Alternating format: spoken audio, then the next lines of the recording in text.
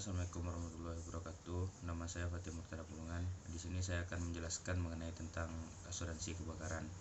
Baiklah, kita mulai dengan yang pertama, yaitu pengertiannya, di mana asuransi kerugian adalah asuransi yang menjamin kerugian atau kerusakan pada harta benda atau kepentingan yang secara langsung disebabkan oleh ledakan, sambaran petir, dan kejatuhan pesawat serta kebakaran. Dan dengan demikian objek pertanggungan dari asuransi kebakaran prinsipnya adalah harta benda atau kepentingan yang rusak akibat dari sambaran petir, kebakaran, ledakan, serta kejatuhan pesawat terbang. Baiklah, kita lanjut.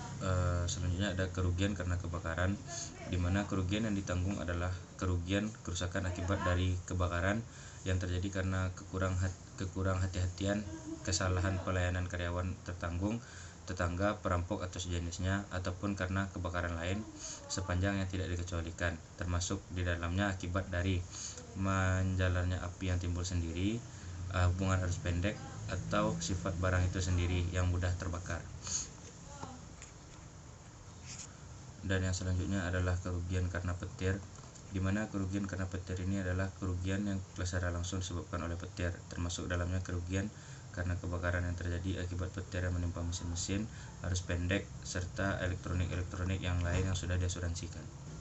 Baiklah, selanjutnya ada kerugian karena ledakan, di mana apabila ada suatu ketel uap atau bejana yang meledak akibat tekanan tinggi atau reaksi kimia, maka akan diberikan ganti rugi. Tetapi apabila tidak meledaknya bukan karena tekanan tinggi atau karena tekanan rendah, maka tidak akan diberikan ganti rugi.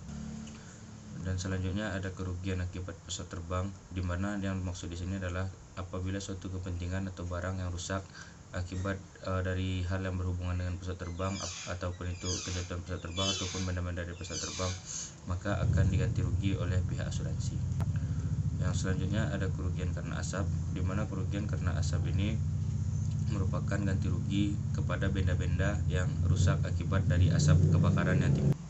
Dan yang selanjutnya ada risiko yang dikecualikan, di mana yang pertama adalah yang secara langsung yang disebabkan oleh yang pertama kebakaran atau ledakan dari api yang timbul sendiri, dalam kurung adalah self combustion atau hubungan arus pendek, dalam kurung short circuit atau sifat dari barang itu sendiri. Dan yang kedua adalah pencurian atau kehilangan pada saat setelah terjadinya peristiwa yang diasuransikan. Dan selanjutnya ada secara langsung atau tidak langsung disebabkan oleh atau akibat dari, yang pertama ada kesengajaan tertanggung, yang kedua ada kesengajaan pelayanan, dan yang selanjutnya ada kebakaran hutan, semak, alang-alang atau gambut, dan yang selanjutnya ada konflik bersenjata, selanjutnya ada reaksi nuklir, dan selanjutnya ada kerusuhan, dan yang terakhir adalah karena segala bencana alam atau dari gangguan dari alam. Selanjutnya dalam prinsip asuransi ada harta benda dan kepentingan yang dikecualikan untuk diasuransikan. Yang pertama ada barang orang lain yang disimpan atau dititipkan atas kepercayaan atau atas dasar komisi. Yang selanjutnya ada logam mulia, perhiasan, batu permata atau batu mulia. Dan yang selanjutnya ada barang antik atau barang seni. Dan yang selanjutnya adalah segala macam rancangan, naskah, blueprint atau cetakan.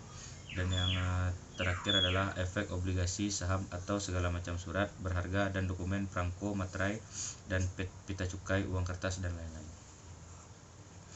Yang selanjutnya adalah syarat umum.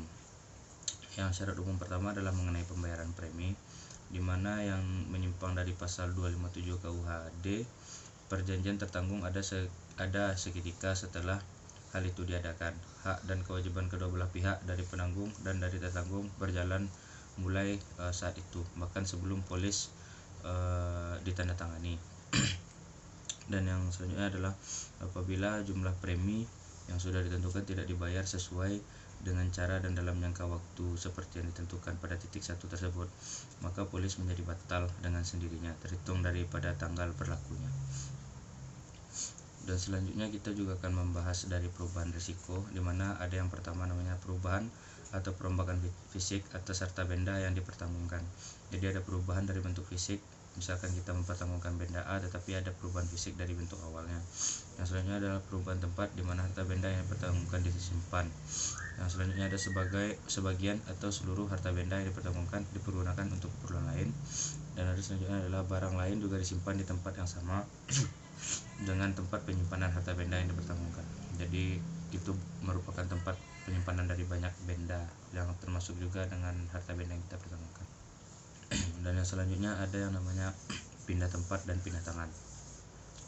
Dan di sini adalah apabila yang dipertemukan adalah perabot rumah tangga atau barang lain, maka jika barang tersebut dipindahkan ke ruang lain atau ke tempat bangunan lain selain yang disebutkan di dalam polis, pertanggungan ini menjadi tidak berlaku kecuali bila penanggung sebelumnya sudah menyetujui hal tersebut dan mencantumkan persetujuan tersebut di dalam lampiran polis.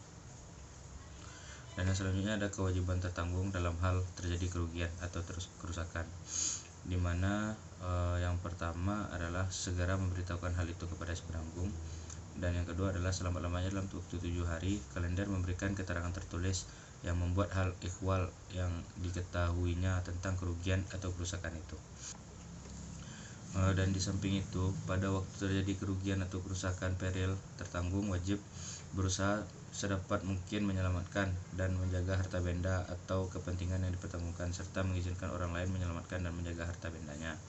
Jadi walaupun itu sudah dipertanggungkan, tetapi sang tertanggung juga harus mencoba berusaha semaksimal mungkin untuk menyelamatkan harta bendanya.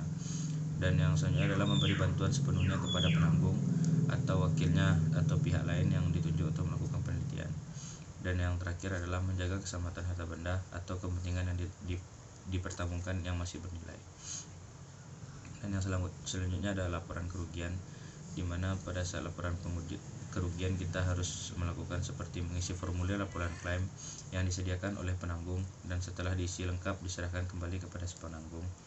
Yang kedua adalah menyerahkan polis beserta berita acara laporan kerugian atau SK mengenai peristiwa tersebut dari kepala desa atau kepala kelurahan atau kepala polisian sektor setempat.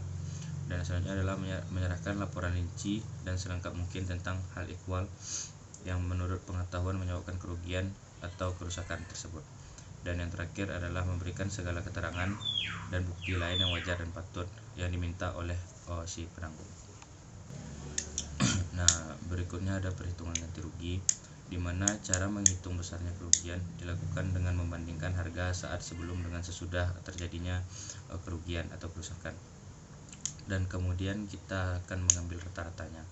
Jika dari barang harta benda yang rusak masih ada sisa, maka harga barang yang tidak ikut rusak diperhitungkan pada jumlah nilai ganti rugi.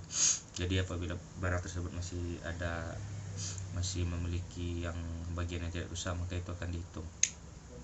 Dengan demikian, besarnya nilai ganti yang diterima oleh tertanggung hanya sebesar jumlah nilai kerugian yang sebenarnya, yaitu prinsip indemnitas. Dan yang selanjutnya ada kerugian atas barang, di mana apabila yang terkena kerugian atau kerusakan tersebut adalah barang bergerak, tertanggung wajib dalam waktu 14 hari kalender sejak terjadi kerugian itu kerusakan tersebut memberikan yang pertama ada dalam hal yang menderita kerugian adalah perabot rumah tangga, daftar pemberitahuan nama barang yang taksi dan harga barang yang diuraikan secara rinci satu demi satu. Dan yang kedua adalah dalam hal yang menderita kerugian kerusakan tersebut adalah bahan-bahan dan barang-barang dagang, maka daftar khusus berisi penilaian tentang segala sesuatu yang ada pada sebelum terjadinya kerugian atau kerusakan di daftarnya harus tentang sisanya.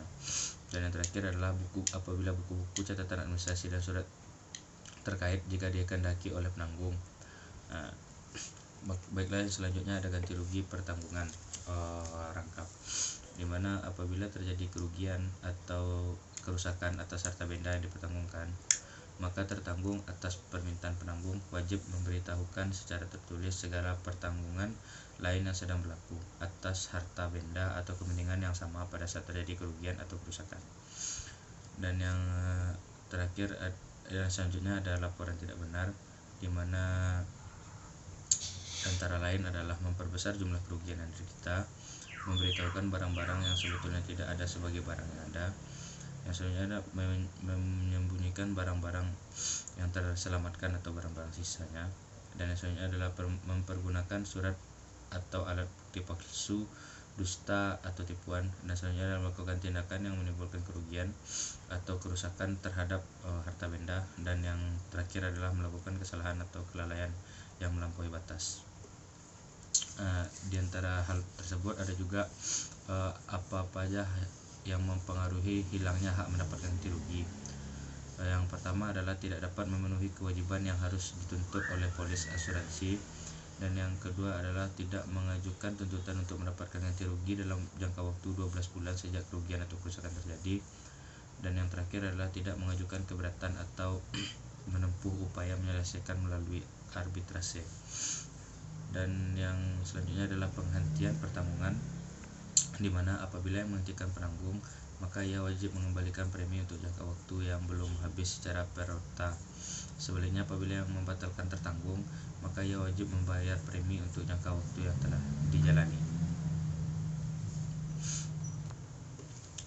Dan yang selanjutnya adalah klausa wajib tertanggung, di mana ada dua klausa kewajiban tertanggung yang merupakan persyaratan berlakunya ketentuan-ketentuan dalam asuransi kebakaran yang telah ditutup, yaitu kewajiban yang berkaitan dengan kepemilikan dan pengelolaan gudang, dan yang kedua adalah mengenai penyimpanan barang-barang berbahaya dari api.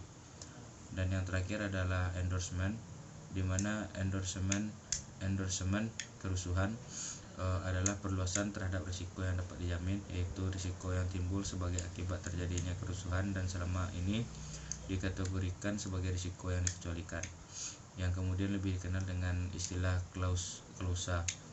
Yang selanjutnya adalah endorsement huru-hara, di mana endorsement huru-hara adalah perluasan jaminan yang mencakup risiko yang timbul karena terjadinya huru-hara yang dalam pertanggungan yang standar termasuk dalam risiko dikecualikan atau tidak dijamin.